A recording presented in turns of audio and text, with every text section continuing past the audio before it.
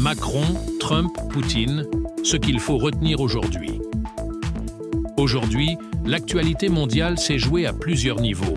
À Paris, dans les coulisses de l'Élysée, à Moscou et bien sûr à Washington.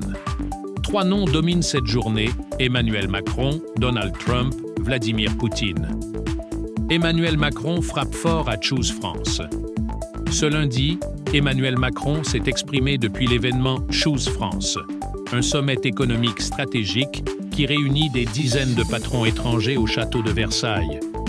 L'objectif est clair: attirer les investisseurs étrangers et promouvoir la France comme une terre d'accueil des entreprises du monde entier. Mais au-delà de cette opération séduction, le président français a délivré un message politique fort à l'ensemble du continent européen. Il a déclaré, je cite, « Le marché unique européen doit être simplifié, modernisé et défendu face à la concurrence mondiale. » En d'autres termes, Emmanuel Macron appelle à un choc de simplification en Europe. Il veut en finir avec la lourdeur administrative, les normes incohérentes, les lenteurs de Bruxelles.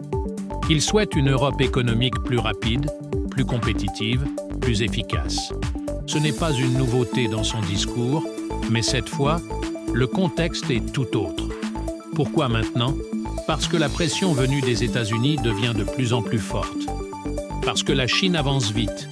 Et parce que l'Europe, selon lui, est en train de décrocher. Sur les technologies, sur l'intelligence artificielle, sur l'énergie, sur l'industrie. Emmanuel Macron le sait. Si l'Europe ne réagit pas très vite, elle sera marginalisée. Un cri d'alarme stratégique. Le président français veut donc lancer une reconquête industrielle. Il parle de réserver certains marchés publics aux entreprises européennes. Il parle de gros investissements dans le numérique, dans la défense, dans la transition énergétique. Il veut que l'Europe se réveille. Et ce message vise directement les capitales européennes, notamment Berlin, mais aussi Bruxelles. Il vise aussi les États-Unis qui imposent de plus en plus leurs règles. Macron dit à l'Europe: « Il faut réagir, sinon d'autres décideront à notre place. » Mais pendant qu'il tenait ce discours à Versailles, un autre échange tout aussi stratégique se déroulait dans l'ombre. L'appel entre Donald Trump et Vladimir Poutine. Dans la soirée, Donald Trump a confirmé avoir eu un appel téléphonique avec Vladimir Poutine. Et ce qu'on en retient est très lourd de conséquences. Trump a déclaré « Nous avons parlé de la paix. L'Europe ne doit pas bloquer les négociations. » Oui, Trump est toujours en campagne présidentielle. Mais cet appel intervient dans un contexte très tendu. Depuis plusieurs semaines, les États-Unis poussent à un accord de paix entre l'Ukraine et la Russie. Mais l'Europe, et en particulier la France et l'Allemagne, freinent. Elles refusent un accord qui viendrait entériner les gains territoriaux de Moscou.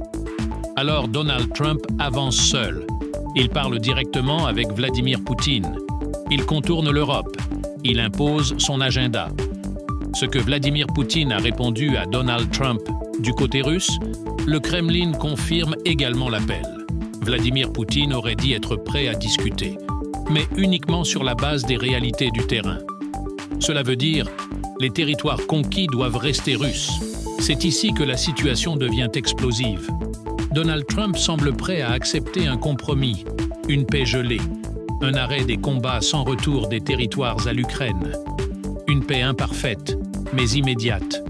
Et pendant ce temps-là, Emmanuel Macron refuse cette logique. Il veut une paix juste, une paix durable, une paix fondée sur le droit international. Et surtout, il refuse que l'Europe soit mise de côté, l'Europe prise en étau. Cet appel entre Donald Trump et Vladimir Poutine est un message très clair.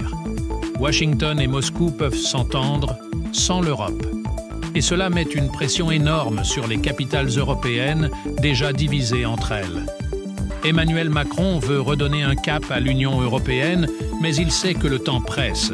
Il veut renforcer la souveraineté économique, il veut relancer le marché unique, il veut faire bloc face à la Chine et aux États-Unis. Mais Donald Trump, lui, avance. Et Vladimir Poutine reprend la main sur la diplomatie. Et maintenant, que va-t-il se passer? 3 conséquences immédiates. Premièrement, l'Europe va devoir choisir. Soit elle accepte l'initiative américaine, soit elle propose une alternative crédible. Mais le temps joue contre elle. Deuxièmement, Emmanuel Macron va accélérer ses propositions pour une Europe plus forte économiquement. Il veut une véritable union industrielle et technologique. Abonne-toi pour ne rien rater, on entre dans une séquence géopolitique brûlante